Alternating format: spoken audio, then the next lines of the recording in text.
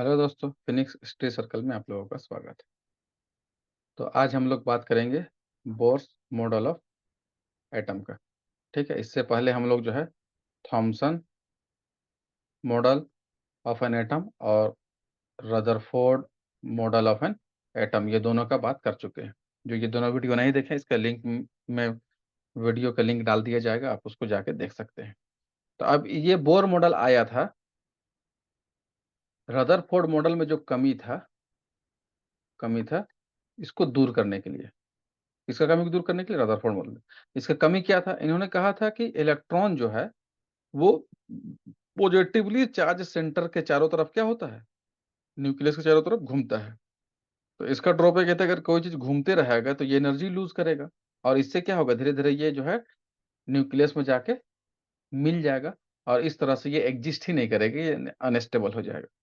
तो Bohr model जो है इसी कमी को दूर करने के लिए ये जो है ना, ये थ्योरी दिया, ये मॉडल दिया।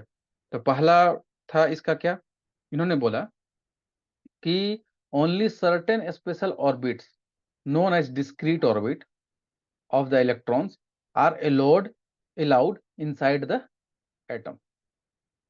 अब क्या है इसका मतलब, देखिए इसका मतलब ये है कि जो इलेक्ट्रॉन यहां घूम रहा है इसके चारों तरफ, वह एक सर्टेन, एक निश्चित कक्षा में, ऑर्बिट में, ठीक है, या इसको शेल भी कहा गया, इस कक्षा में ही, एक निश्चित कक्षा में घूम रहा है, एक निश्चित मार्ग में घूम रहा है। ठीक है, जिसको डिस्क्रीट ऑर्बिट कहा है, डिस्क्रीट ऑर्बिट का नाम दिया है। ठीक है, अब इसको ऐसे समझ लीजिए कि जैसे सूर्य के चारों ओर जो है ग्रह घूमते हैं, ऐसे जैसे पृथ्वी घूम रहा है इसके चारों तरफ। तो ये क्या है कि निश्चित पाथ पे घूम रहा है, दीर्घवृत्तीय वृत्ताकार पथ पर, इलिप्टिकल पाथ में। उसी तरीके से इलेक्ट्रॉन भी न्यूक्लियस के चारों तरफ जो घूम रहा है, एक फिक्स्ड पाथ में, एक निश्चित पाथ पर जो है क्या कर रहा है, घूम रहा है, इसका चक्कर लगा रहा है। पहला बात ये बोला। दूसरा बात बोला कि जब यह घूम रहा होता है ऑर्बिट में इलेक्ट्रॉन, तब यह एनर्जी रेडिएट, माने एनर्जी लूज नहीं करता है। Do not lose energy. तो ये दो बात कह के इसको रदरफोर्ड का मॉडल का जो कमी था उसको दूर कर दिया। सबसे पहले बोला कि रिवॉल्व अगर कर रहा है इलेक्ट्रॉन न्यूक्लियस के चारों तरफ, तो वो रेडिएट एनर्जी नहीं करेगा, और ये इलेक्ट्रॉन जो है एक फिक्स जो है, एक सर्टेन जो है, स्पेशल जो है ऑर्बिट में ही घूम रहा है, वो इससे उधर उधर नहीं जाता है, ये बोला।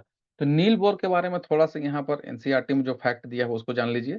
ये फिजिक्स के प्रोफेसर थे, और इनको नोबेल प्राइज मिला था 1922 में, इसी के लिए, स्ट्रक्चर ऑफ द एटम के लिए। ये जो मॉडल दिया ना एटम का, उसके लिए उन्होंने 3 बुक लिखा है, the theory of spectra and atomic constitution, और दूसरा बुक लिखे हैं इन्होंने एटॉमिक थ्योरी, और तीसरा बुक लिखा है द डिस्क्रिप्शन ऑफ नेचर। ये कुछ बेसिक इंफॉर्मेशन है नील बोर के बारे में। ये बेसिकली कोपेनहेगन के रहने वाले थे। कोपेनहेगन है डेनमार्क की राजधानी। ठीक है, डेनमार्क जो है वो आपका यूरोपियन कंट्री है। ठीक है, चलिए अब देखिए, यहां पर इन्होंने ये बात, एक बात यहां पर बोल दिया था कि ये जो ऑर्बिट है या सेल है, इनको एनर्जी लेवल कहा जाता है। क्या कहा जाता है? Energy level. और इस एनर्जी लेवल को एन से डिनोट करते हैं। किसे डिनोट करते हैं? एन से। और इस एन को हम लोग जो है नाम दिया गया है, जैसे इंग्लिश के लेटर है, तो पहला पहला को के दिया गया, फिर एल, फिर एम, फिर एन, इसी तरह से आगे बढ़ते जाएगा। एम के बाद, एन के बाद ओ आएगा, फिर P, Q, R, S, T, जैसे इसे आगे बढ़ते चला जाएगा। ठीक है, तो इन्होंने जो ऑर्बिट था उनका नाम दिया, न्यूक्लियस के बाद वाला सबसे पहले जो था उसका केस नाम दिया। इसको एन, इसको पहला ऑर्बिट माना, एल को दूसरा माना, एम को तीसरा माना, एन को चौथा माना, फिर ओ को पांचवा मान लेगा, पी को छठा मान लेगा, इस तरह से ये मानते गया।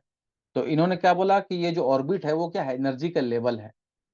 ठीक है, जिसको रिप्रेजेंट करते हैं कैसे, K, L, M, N, so on, इससे करते हैं।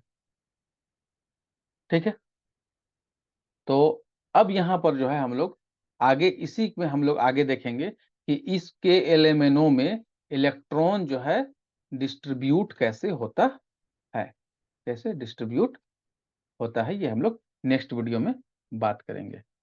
ठीक है, उम्मीद करते हैं आपको ये Bohr model of an atom जो है समझ में आया होगा। तो आप इस वीडियो को जो है लाइक शेयर सब्सक्राइब जरूर कीजिए। और वीडियो देखने के लिए थैंक यू।